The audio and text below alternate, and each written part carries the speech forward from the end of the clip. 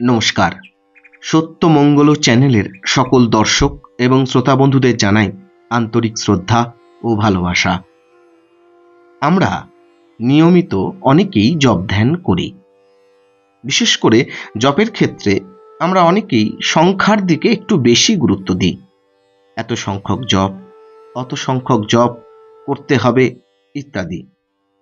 আবার অনেকে জপটা মেকানিক্যালি করি। কিরকম না, করতে হবে বা গুরুদেব বলেছেন বলে করছি ইত্যাদি। কিন্তু জপের অর্থ ভাবনা না করে জপ করি বলে আনন্দ পাই না, এমনটাই অপূর্ব ব্যাখ্যা করেছেন স্বামী চেতনানন্দজি মহারাজ। মহারাজ কি বলছেন? মহারাজ বলছেন, পতঞ্জলি পরিষ্কার বলেছেন, জপ ও তার অর্থ ধ্যান করাই উপাসনা।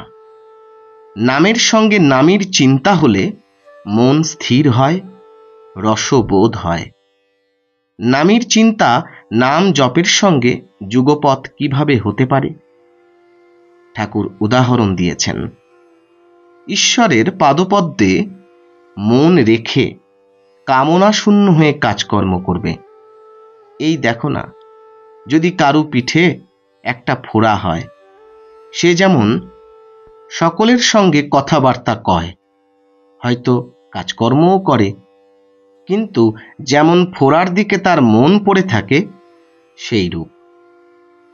জপ কালে নামীর ধ্যান এভাবেও হতে পারে।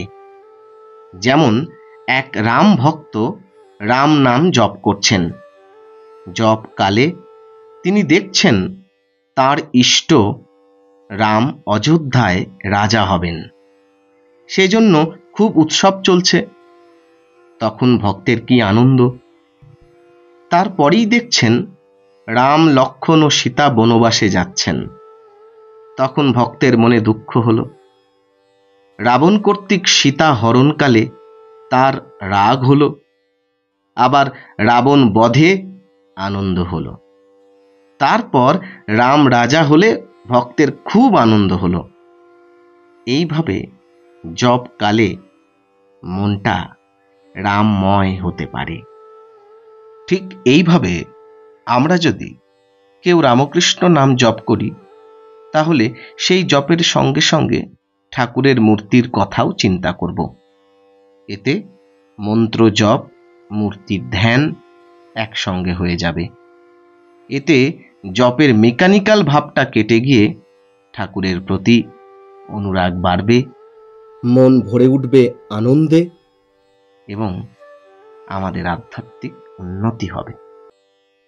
আজকের আলোচনা এইটুকুই। আশা করছি আজকের এই আলোচনা আপনাদের খুব ভালো লেগেছে। আর সত্যি যদি ভালো লেগে থাকে তাহলে প্রতিদিনের মতো ভিডিওটিতে একটি লাইক, শেয়ার, কমেন্ট ও চ্যানেলে যারা নতুন এসেছেন তারা চ্যানেলটিকে সাবস্ক্রাইব করে সত্যমঙ্গল চ্যানেলের পাশে থাকবেন। ধন্যবাদ।